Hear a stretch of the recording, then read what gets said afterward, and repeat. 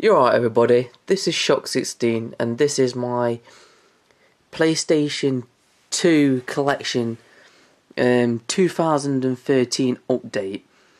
Now, the reason why I'm doing a 2013 update is not because I've added anything really in particular in recent years to my PlayStation 2 Collection. It's kind of just stayed the same, really. But yeah, the reason why I'm doing this collection again, because I already did have a PlayStation 2 Collection video on my channel, but it was from when I first started up my channel, and I've never really been happy with that video.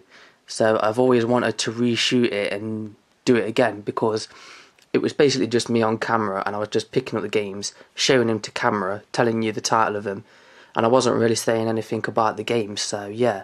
And the reason why I thought now would be a good time is because, yeah, it's kind of one of my smallest collections that I have, and it's pretty much complete.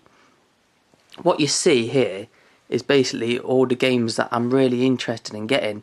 I'm not really interested in adding any more games to it at all, really, so it's kind of complete. There are a couple of more, just maybe like one or two games that I might add to it in the future, but as far as I'm concerned, this is pretty much my PlayStation 2 collection complete.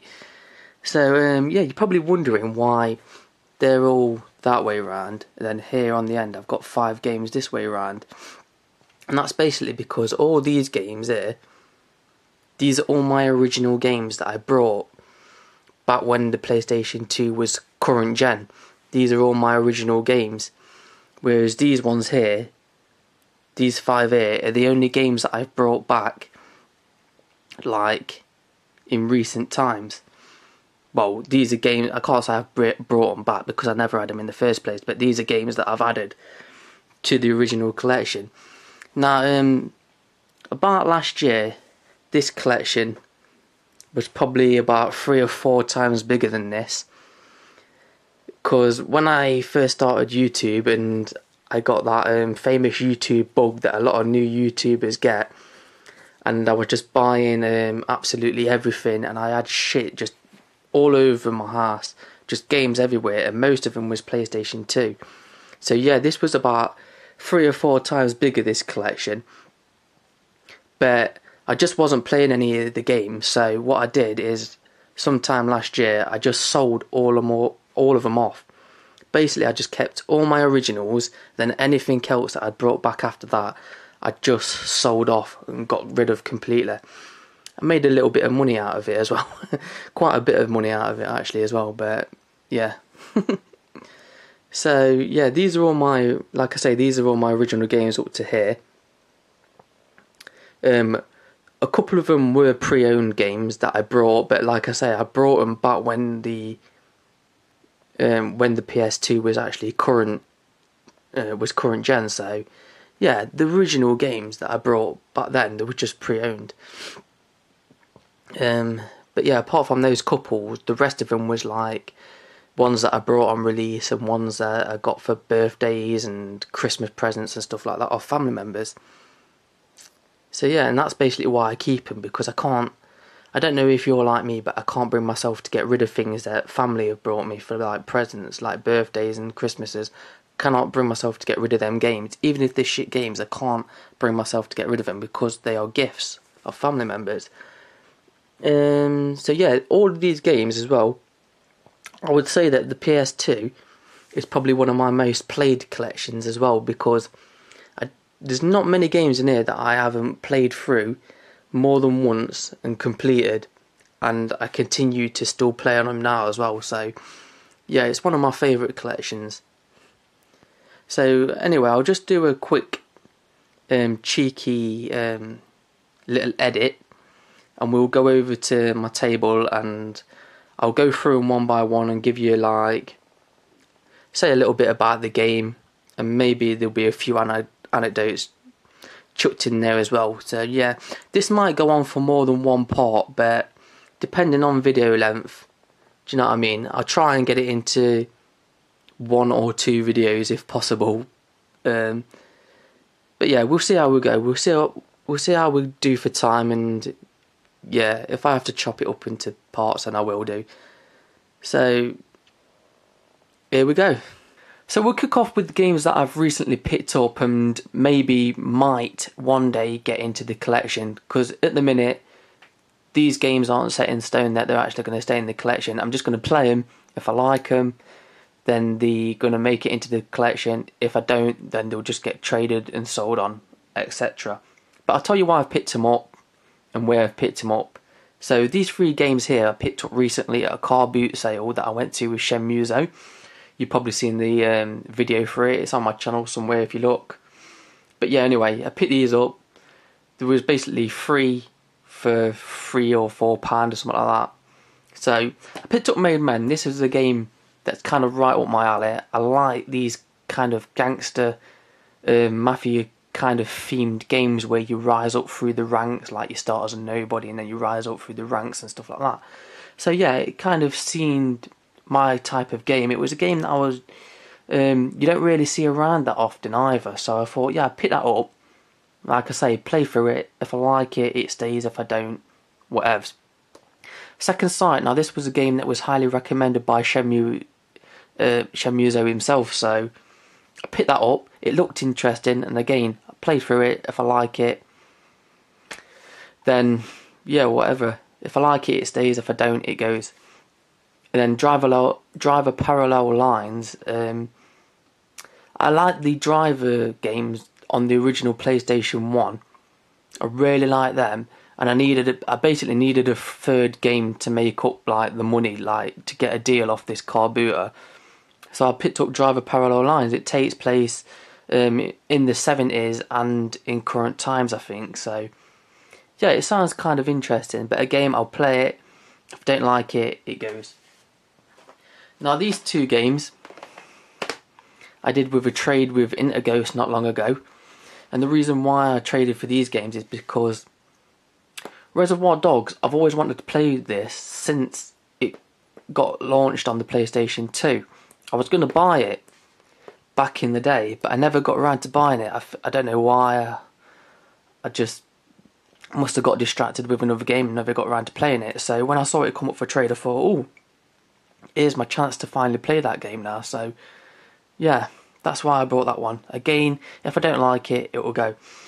Half-Life. Now, I've always wanted to play Half-Life 2 on the Xbox. Is it the orange box that you can get for the Xbox 360? But I don't like playing sequels before, like, if I can play the first one, if you know what I mean. I like playing them in sequence. So I've always wanted to play Half-Life first, and I never knew that it was actually out on the PlayStation. I never knew it got a PlayStation 2 release until I saw it in Interghost's video. So yeah, again, when it came up for trade, I thought, yeah, bish bash bosh, I love those games. So they're the 5 games that I've recently brought. I might get added to the collection, but I'm not sure as yet. So here we have The Sims Busting Out, and The Sims 2. Not everybody's cup of tea when it comes to games, really, but yeah, The Sims, you kind of love them or hate them. I think they're kind of Marmite games. But let me tell you why I bought them. Basically, I was seeing a girl and she used to play The Sims on her PC. And I was playing it once around her house, and I kind of got really addicted to playing it. So of course I went out and I brought it on the PlayStation 2. And yeah, can you actually complete a Sims game? I think they just go on forever and ever, don't they, basically? But yeah, you can basically, there's a storyline to it. You start off in a shitty ass with no money and stuff like that, and then you can build up your money, get yourself a good job, and like all the best friends, and all the big houses, and unlock all this. And basically I did that. I basically played through it all, and I unlocked just about everything with it. So then I bought some Sims Busting Out, just to feed the addiction that I had for Sims at the time. Yeah, and I basically did the same on that, unlocked just about everything. And then when The Sims 2 come out, I actually brought this on the PC, but my PC at the time was so low spec that it couldn't even run this game. I had to buy a new graphics card just to play this game. But when I installed my graphics card, I did something wrong and it fucked up my old PC. So I had to restore everything back to its factory setting. Like, I basically had to put all its original components back on just to make it work. Because I lost the sound on it and everything just fucked up on the PC. So yeah, I kind of gave up with that game, and then I brought it on the PlayStation 2 instead. But the PlayStation 2 version is kind of dumbed down. There's a lot of features that didn't make it onto the PlayStation 2 version. Like, for instance, on the PC version of Sims 2, your Sims actually age. They start off young, and then they actually go to old age. On this one, they just kind of stay the same age. So yeah, there's a few elements missed out of it. But as Sims games go now, if I'll ever play these games again, I don't know. But like I say, they're my original games, so I'm keeping them because that's just me. I'll keep them in the collection because, I don't know, if I ever get a little bit of the bug to play a Sims game again like that, I can just go back to them.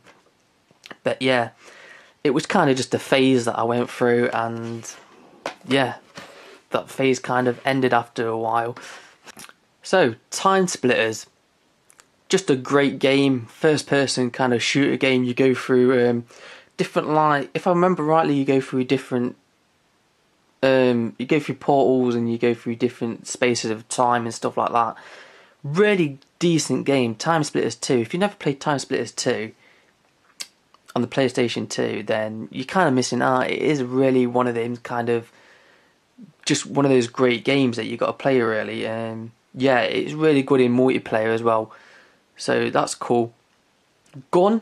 This is kind of like the first kind of open world western. Really good game. I really got into this, and yeah, I can remember just when I first got this on release, just played through it and just really enjoyed it. It was a really good game.